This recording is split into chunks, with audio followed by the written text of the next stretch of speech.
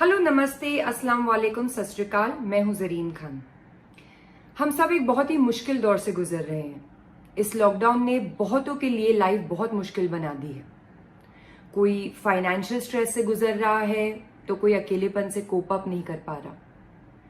कोई काम ना मिलने की वजह से परेशान है तो कोई बस इस वायरस के डर से घबराया हुआ है।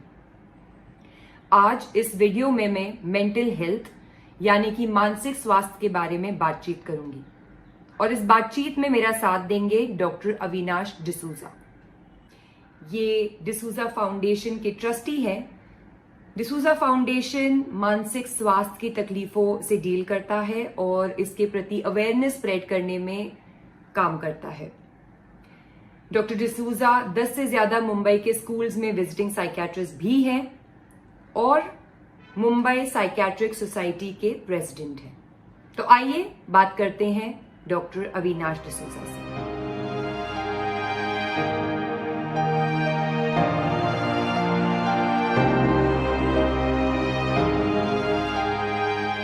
Hello, Dr. D'Souza. Thank you so much for joining me. Well, it's a pleasure to be here, and thank you for inviting me to come in here for this program.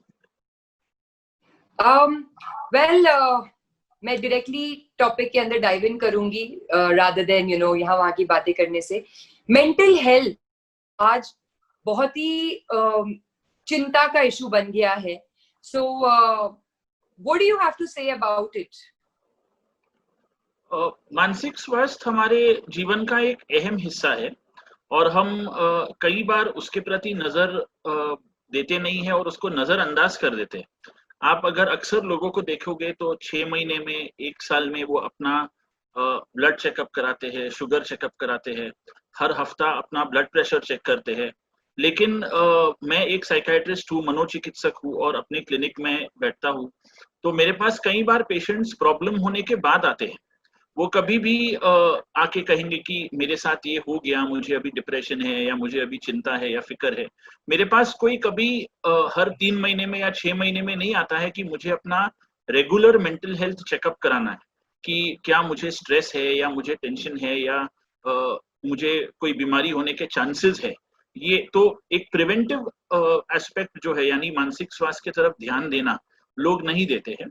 और मेरा ये मानना है कि जागृति या अवेयरनेस जो है इसको लेकर है नहीं, इसी के कारण शायद ये प्रॉब्लम सामने आई, जबकि फिजिकल हेल्थ के बारे में अवेयरनेस बहुत ज्यादा लोगों के प्रति है।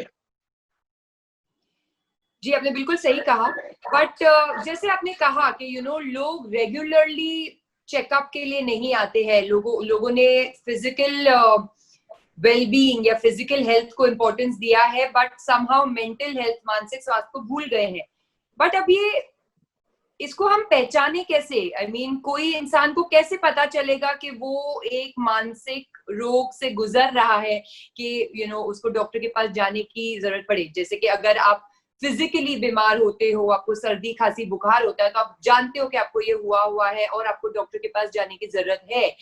बट जब मानसिक रोग होता है तो आप कैसे जानोगे कि हाँ, ये मुझे हुआ है या मुझे अभी डॉक्टर की जरूरत है? क्योंकि बहुत सारे लोग तो इनको पता ही नहीं है कि मानसिक रोग जैसी भी कोई चीज होती है।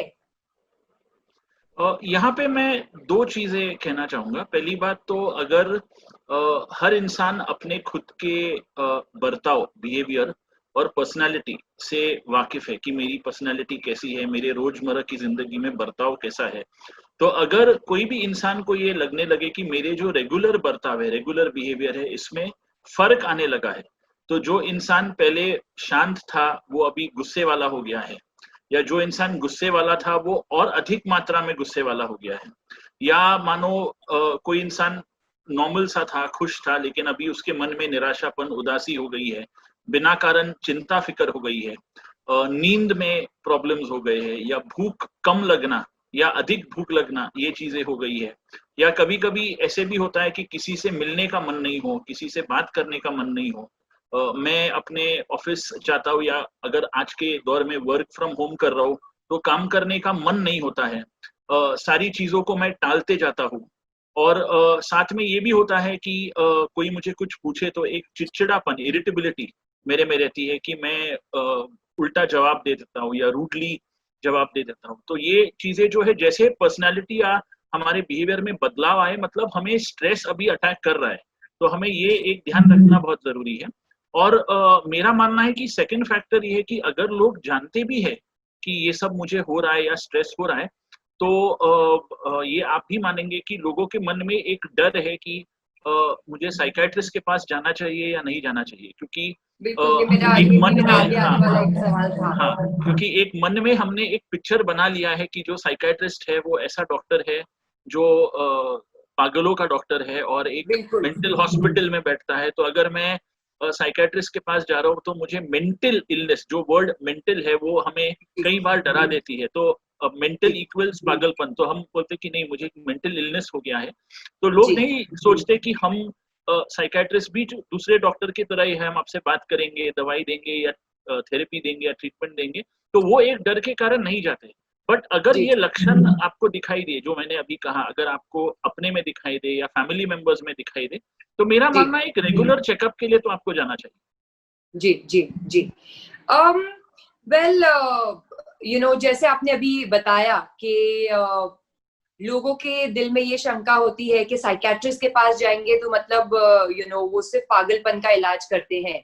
तो इस चीज को हम इस बैरियर को कैसे ब्रेक करें? क्योंकि सबसे ज्यादा तो मैं ये बात खुद भी जानती हूँ कि लोग साइकियाट्रिस्ट के पास जाने से इसलिए डरते हैं क्योंकि भले ही उनको मदद भी चाहिए हो, लेकिन लोग क्या कहेंगे और सोसाइटी हमको पागल करार दे देगी। तो ये कैसे समझाए कि भाई साइकियाट्रिस्ट के पास सिर्फ पागलपन की वजह से ही नहीं जाते हैं, कुछ भी आप मुश्किल से गुजर रहे हैं या कुछ स्ट्रेस से गुजर रहे हैं, बहुत सारे तरीके के रोग हैं जो मानसिक स्वास्थ्य से जुड़े हुए हैं। तो इसकी जागरूकता कैसे फैलाए कि साइकियाट्रिस्ट के पास जाना नॉर्मल है, जैसे आप कोई भी दूसरे डॉक्टर के पास जाते हो जब आपको कोई भी आपको सर्दी खांसी बुखार हो गया होता है, तो साइकियाट्रिस्ट भी एक डॉक्टर ही है जो आपके मानसिक स्वास्थ्य का ख्याल रखते हैं, ना कि आप पागल हो तो आपको साइकियाट्रिस्ट के पास जाना है। तो ये अवेयरनेस आप कैसे फैलाएं? मैं लोगों से यही कहूंगा कि कई बार क्या हो जाता है, जब हमारे जिंदगी में प्रॉब्लम्स आते हैं या स्ट्रेस आती है या हमें लगता है कि अभी हम जिंदगी का सामना नहीं कर पा रहे और एक मानसिक स्वास्थ्य पे जब प्रभाव होता है, तो हमें कई बार ये लगता है कि नहीं, साइकियाट्रिस्ट हमें दवाई देगा और फिर हम उस दवा के आदी हो जाएंगे और फिर हम लाइफ लॉन्ग वही ट्रीटमेंट में रहेंगे या नींद में रहेंगे। बहुत सारे मिसकॉन्सेप्शंस लोगों के मन में है। मैं लोगों से इतना ही कहूंगा कि आज के दौर में साइकियाट्रिस्ट ट्रेंड है, बहुत ही सक्षम है। पहले के दौर में भी थे, अभी तो साइकियाट्री एक स्पेशलिटी के तौर पे और आगे बढ़ गई है। तो ये एक साइंटिफिक स्पेशलिटी है। तो आप एक ऐसे इंसान से मिलोगे जो एक न्यूट्रल इंसान है, जो आपको जज नहीं करेगा और आपको जो सही चीजें हैं सही मायने में साइंटिफिकली बताएगा।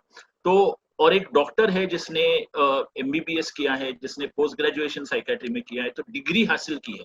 तो just like any other doctor, तो आपको पहली बात तो उसमें डरने की कोई बात नहीं है। और सेकंड चीज ये है कि ये एक चीज लोगों के मन से हट जानी चाहिए कि सिर्फ जो लोग पीड़ित है, जो लोग इल है, जो लोग आप बोल सकते हैं कॉमन टर्म्स में पागलपन के शिकार है, वो साइकियाट्रिस्ट के पास जाते हैं, जबकि ऐसा नहीं है। हमारे पास जो 80% लोग आते हैं वो बिल्कुल नॉर्मल है, सिर्फ लाइफ में कुछ कठिनाइयों के कारण उनमें थोड़ी सी डिप्रेशन या निराशापन या एंजाइटी आ जाती है, तो वो हमारे पास हेल्प लेने आते हैं। तो नॉर्मल लोग भी साइकियाट्रिस्ट के पास जाते हैं। You don't have to be mentally ill to go to psychiatrist. और मोस्ट इंपॉर्टेंट फैसेट ये है कि साइकियाट्री के प्रति जो स्टिग्मा है लोगों के मन में, तो कई बार लोगों के मन में ये स्टिग्मा है कि अगर मैं साइकियाट्रिस्ट के पास जाता हूँ तो मैं मेंटली इल, मैं पागल हूँ और लोग मुझे लेबल करेंगे।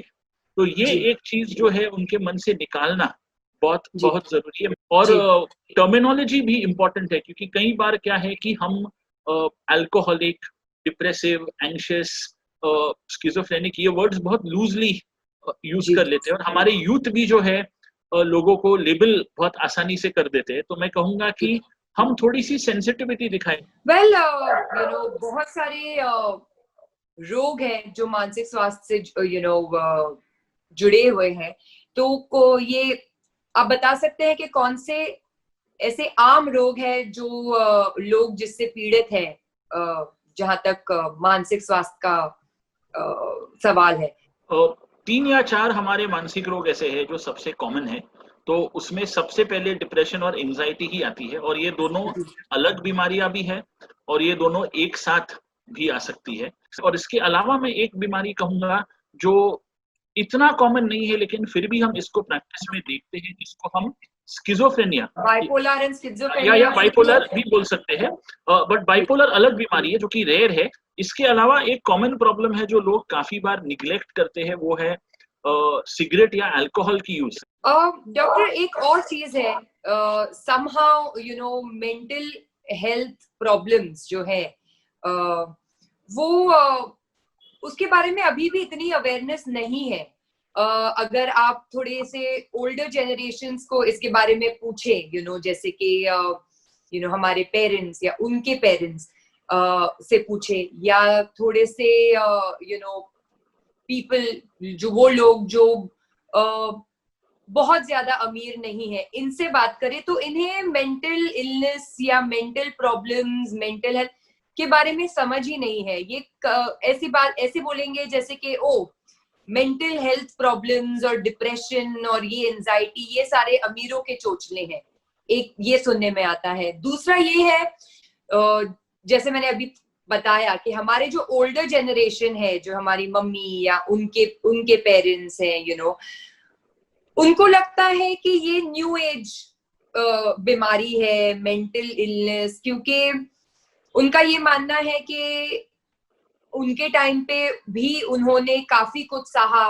इन लॉज का स्ट्रेस, फैमिली स्ट्रेस, तभी तो उनके टाइम पे being a woman they did not really have इतना अथॉरिटी के कुछ अपना से रख सके।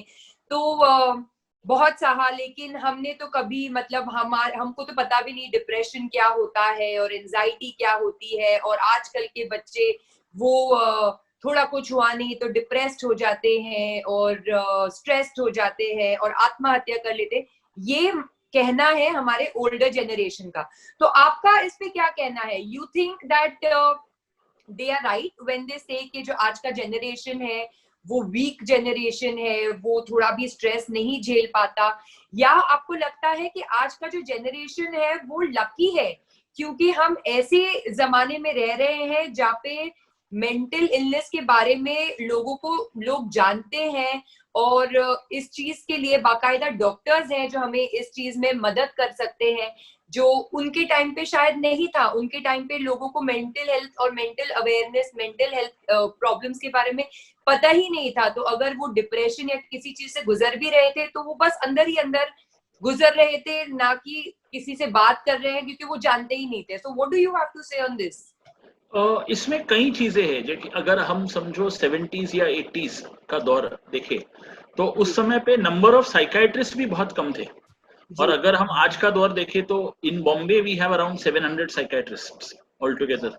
तो नंबर ऑफ साइकाइट्रिस्ट बढ़ गई है। दूसरी, जागृति और अवेयरनेस यंगर जनरेशन में बहुत है कि सर हमें हेल्प चाहिए, वो खुद से सामने आते हैं। जबकि आई थिंक पुराने दौर में वो साइकाइट्री के प्रति जो भय था, डर था, और जो एक मेंटल हॉस्पिटल वाला ईरा, जो उनके एक मेंटल हॉस्पिटल वाला एक पिक्चर उन्होंने बना लिया था उनके मन में, तो वो उससे उभर के बाहर नहीं आ पाए हैं। बट इवन टुडे हमारे पास कई लोग आते हैं जो 50, 60, 70 इयर्स ओल्ड है, जो उस दौर के हैं, और वो जब साइकाइट्रिस्ट को मिलने आते हैं तो कई बार मुझसे बैठते हैं, बात करते हैं, फिर वो मुझे कहते हैं कि मेरी तो साइकाइट्रिस्ट की परिभाषा ही कुछ और थी, कि आप ऐसे डॉक्टर होगे कि मतलब आप एकदम स्टर्न रहोगे, आप हंसोगे नहीं, आप मतलब बात नहीं करोगे।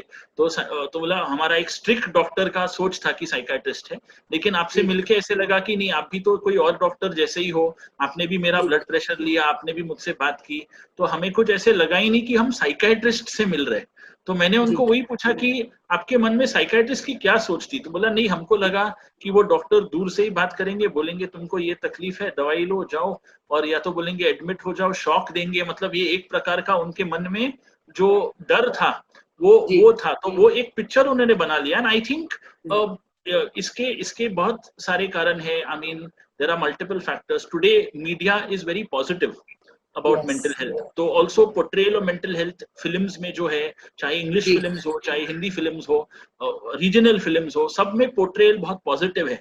तो उसके कारण जो है कई बार जो है लोग जागरूक हो जाते हैं कि it is not wrong. And I think अगर हम आपके ही फील्ड में देखेंगे तो बॉलीवुड में ही मेंटल हेल्थ को लेकर बहुत सारे पॉजिटिव फिल्म्स बने हैं, और आई थिंक अलग अलग टॉपिक्स पे बने हैं. सो जी. उसको देखकर भी लोग जागरूक हो जाते हैं. And I think that plays a very huge role in awareness for the youth today. Okay, that's great. Thank you so much doctor D'Souza, जो आपने अपना इतना कीमती समय निकाल के हमें इतनी सारी जानकारी दी on mental health. Thank you so much. Thank you very much.